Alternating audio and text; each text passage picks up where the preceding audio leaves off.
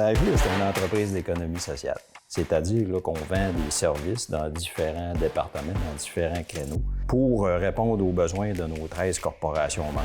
Sa mission, c'est de travailler dans tous ces domaines-là en aménagement des ressources, mais jamais aménager une ressource au détriment d'une autre.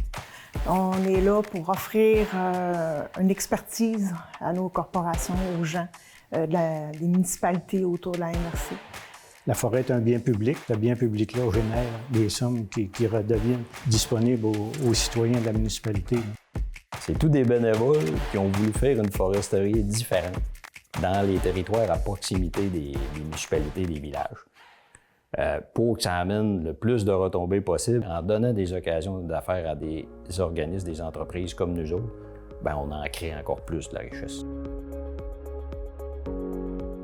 Les services d'arrière, c'est principalement, oui, le département opération puis aménagement forestier, mais il y en a d'autres. Un des principaux éléments qui est à la base du modèle qu'on connaît aujourd'hui, bien, c'est le partenariat avec l'industrie forestière au niveau de l'opération. Qu'on a aujourd'hui avec Domtar, c'est un volume d'opération, c'est environ 200 000 mètres cubes qui sont récoltés en forêt publique. C'est une formule clé en main, dans le fond.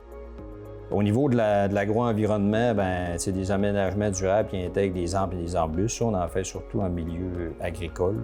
Quand on parle de haies brise-vent, de bandes riveraines ou de projets de mise en valeur de la biodiversité, chaque fois que vous voyez des arbres puis des arbustes là, qui cohabitent avec le milieu agricole, bien, dans notre secteur, là, tout ce qui est MRC, Maria-Chapdelaine, Domaine du Roi, bien, il y a fort à parier là, que c'est Agir qui est derrière ça aussi. La gestion environnementale et biodiversité, ça, c'est le 3e département. On a pu développer justement une offre, quand on parle de services professionnels en environnement, pour faire de la caractérisation écologique. Des aménagements récréo-touristiques, ça, c'est un 4e élément. Fait qu'il y a eu des sentiers pédestres qui ont été aménagés pour le parc des Grandes-Rivières. On a travaillé aussi à l'implantation de la passerelle de la P49, donc implanter les sentiers quad des motoneiges. C'est un service qu'on offre aussi, là, de la planification pour l'implantation, l'entretien, la conservation d'arbres, mais en milieu urbain, dans les parcs urbains. Les corporations ont vu le jour au début des années 90, entre 90 et 95. Et à un moment donné, on est passé à 13 corporations pour avoir une représentation de toute la MRC.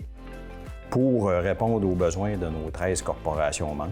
Tout l'écosystème est lié, puis toute notre valeur, notre mission, les assises sont basées sur un écosystème qui fait que c'est toutes des entreprises d'économie sociale qui gravitent. C'est vraiment un réseau. Aujourd'hui, ça dégage des sommes d'argent plus significatives, puis ça permet de redonner dans les collectivités.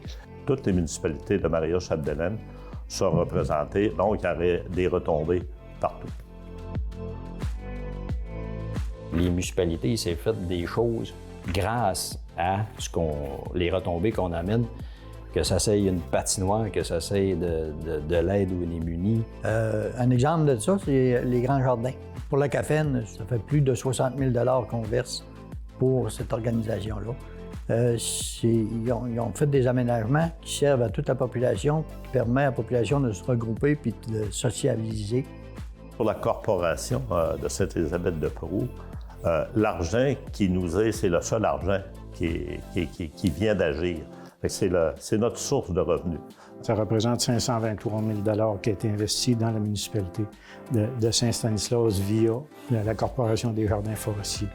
C'est ça, le point central, si on veut, la municipalité de Saint-Stanislas, c'est l'église, la transformation de l'église. Avec les sommes, c'est plus qu'1 million qui a été mis dans la municipalité là, depuis 30 ans.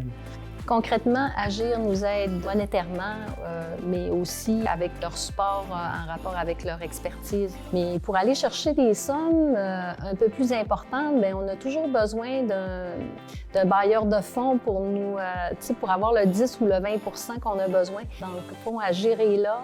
Nous autres, la Corporation de développement à Saint-Thomas aussi. Donc, ils nous permettent de réaliser ces beaux projets-là de garderie. On a créé un comité de relance dont Agir fait partie. Le sentiment d'accomplissement il est là, il est présent, puis ça, ben, c'est une fierté, puis ça nous stimule malgré le contexte puis l'incertitude économique qu'on va avoir à vivre. C'est des bénéfices qui viennent de nos forêts. C'est nos ressources qu'on a développées pour ça. Ça nous permet de donner à ceux qui en ont le plus besoin. Au-delà d'être un employé d'Agir puis d'avoir notre paye toutes les semaines, puis je pense que c'est ça qui fait la différence aussi, mais de servir la cause, puis de voir dans tous les villages les retombées directes de ce qu'on amène. Ça, là, c'est tellement gratifiant.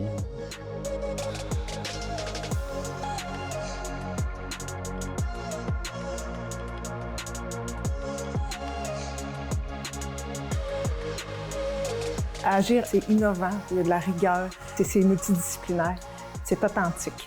C'est clair qu'Agir rayonne là, d'un point de vue socio-économique pour l'ensemble de la MRC Maria-Chapdelaine. Puis on veut continuer à développer Agir, puis continuer à travailler, mettre des gens ensemble, en collaboration, puis c'est ce qu'on a réussi à faire. C'est vraiment ce qui amène la beauté de notre modèle qui est unique. Quand il y a une redistribution de la richesse qui se fait, je pense qu'on est tous gagnants. La carte de visite qu'on a, c'est la performance qu'on donne. Fait que c'est ça qu'on a fait depuis 25 ans.